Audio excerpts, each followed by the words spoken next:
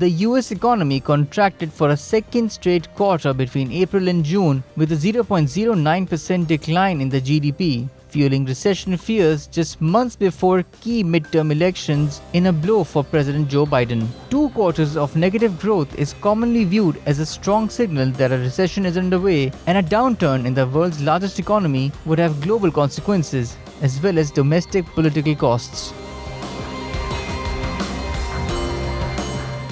Russian gas producer Gazprom said it had terminated gas supply to Latvia after accusing it of violating supply conditions, a move the Baltic countries said would have little impact on its gas supplies. Russia has already cut off gas supplies to Poland, Bulgaria, Finland, the Netherlands and Denmark, which refused to pay for gas in line with an order by President Vladimir Putin requiring ruble accounts to be set up in a Russian bank. Russia has also halted gas sales to Shell Energy Europe in Germany. European Union states have accused Russia of squeezing supplies in retaliation for Western sanctions over Moscow's intervention in Ukraine.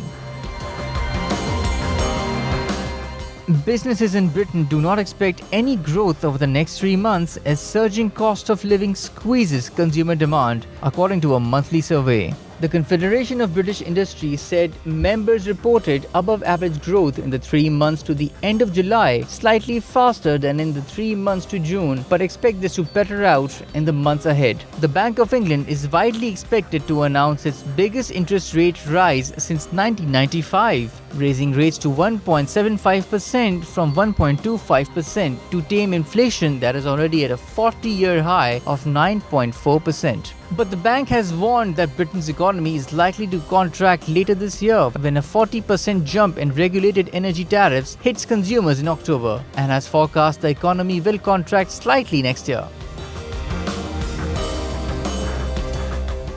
The World Bank said it will not offer new funding to Sri Lanka unless the bankrupt island nation carried out deep structural reforms to stabilize its crashing economy. The island nation has suffered an unprecedented downturn with its 22 million people enduring months of food and fuel shortages, rolling blackouts and rampant inflation before defaulting on its $51 billion foreign debt in April. The World Bank said it was concerned about the impact of the crisis on Sri Lanka's people, but was not ready to give funds until the government had bedded down necessary reforms.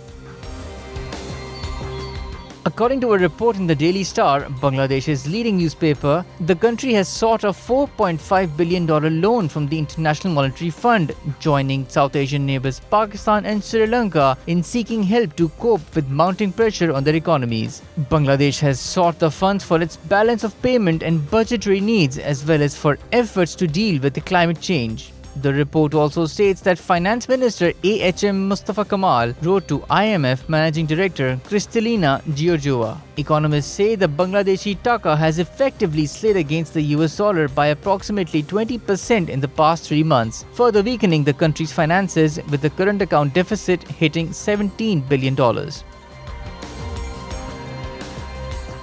Zambia's creditors pledged to negotiate a restructuring of the country's debts, a move IMF Managing Director Kristalina Georgieva welcomed as clearing the way for a $1.4 billion fund program. Zambia reached a staff-level agreement with the IMF 3-year extended credit facility in December, conditional upon its ability to reduce debt to levels the fund deemed sustainable. In 2020, Zambia became the first African country in the pandemic era to default. The restructuring of its external debt, which amounted to more than $17 billion at the end of 2021, is seen by many analysts as a test case.